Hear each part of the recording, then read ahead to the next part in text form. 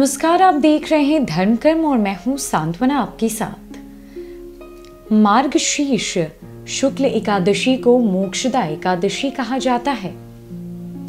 धार्मिक मान्यता के अनुसार इसी दिन भगवान कृष्ण ने अर्जुन को गीता का ज्ञान दिया था। इस बार मोक्षदा एकादशी 14 दिसंबर को मनाई जाएगी। इस दिन दान का फल अत्यंत गुना मात्र में प्राप्त होता है। साथ ही पूजा उपासना से व्यक्ति को मोक्ष की प्राप्ति संभव होती है। मोक्षदा एकादशी पर भगवान श्री कृष्ण, महर्षि वेद व्यास और श्रीमद् भागवत गीता का पूजन किए जाने का विधान है। मान्यता है कि इस व्रत के प्रभाव से मनुष्य के पूर्वजों को मोक्ष की प्राप्ति होती है, उन्हें कर्मों के बंधन से मुक्ति मिलती है। इस व्रत को करने से मनुष्य के पापों का नाश होता है। इस बार मोक्षदा एकादशी 14 दिसंबर दिन मंगलवार को मनाई जाएगी। मोक्षदा एकादशी की पूजा विधि। मोक्षदा एकादशी व्रत से एक दिन पूर्व दशमी तिथि को दोपहर में एक बार भोजन करें। ध्यान रहे कि रात्रि में भोजन नहीं करना है। एकादशी के दिन प्रातः काल उठकर स्नान करें और व्रत का संकल्प लें।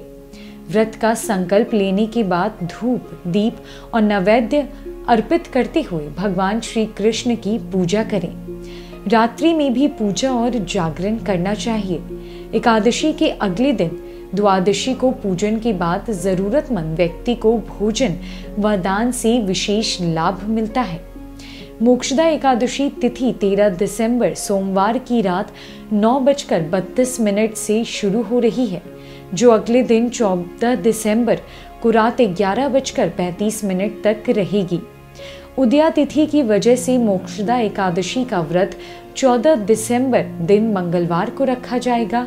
व्रत का पारण 15 दिसंबर को सुबह 7:05 से सुबह 9:09 के बीच कर लेना चाहिए। मोक्षदा एकादशी की कथा। एक समय गोकुल नगर में वैखानस नामक राजा राज्य करता था। एक दिन राजा ने सपने में देखा कि उसके पिता नरक में दुख भोग रहे हैं और अपने पुत्र से उद्धार की याचना कर रहे हैं। अपने पिता की यह दशा देखकर राजा व्याकुल हो उठा। अगले दिन सुबह राजा ने ब्राह्मणों को बुलाकर अपने सपने का भेद पूछा। तब ब्राह्मणों ने कहा कि हे राजन, इस संबंध में पर्वत नामक मुनि के आश्रम पर जाकर अपने पिता के उद्धार का उपाय पूछो। राजा ने ऐसा ही किया। जब पर्वत मुनि ने राजा की बात सुनी तो वे चिंतित हो गए।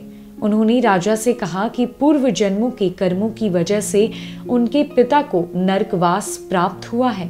अब तुम मोक्षदा एकादशी का व्रत करो और इसका फल अपने पिता को अर्पण करो और तो उनकी मुक्ति हो सकती है। राजा ने मुनि के कथानुसार ही मोक्षदा एकादशी का व्रत किया और ब्राह्मणों को भोजन, दक्षिणा और वस्त्र अर्पित कर आशीर्वाद प्राप्त किया।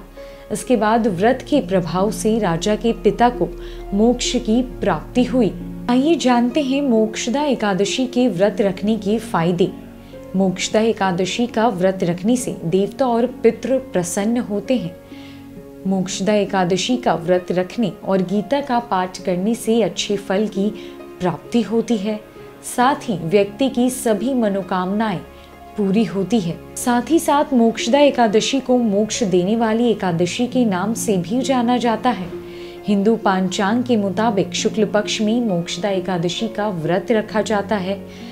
इस एकादशी का व्रत करने से व्यक्ति को मृत्यु के बाद मोक्ष की प्राप्ति होती है। आप इस एकादशी से पुण्य लाभ को अपने पितरों को अर्पित करके उनको मोक्ष दिलाने का प्रयास कर सकते हैं। मार्गशीर्ष मास के शुक्ल पक्ष की एकादशी को ही भगवान श्री कृष्ण ने अर्जुन को गीता का उपदेश दिया था। इसीलिए मोक्षदा एकादशी का महत्व और भी ज्यादा बढ़ जाता है।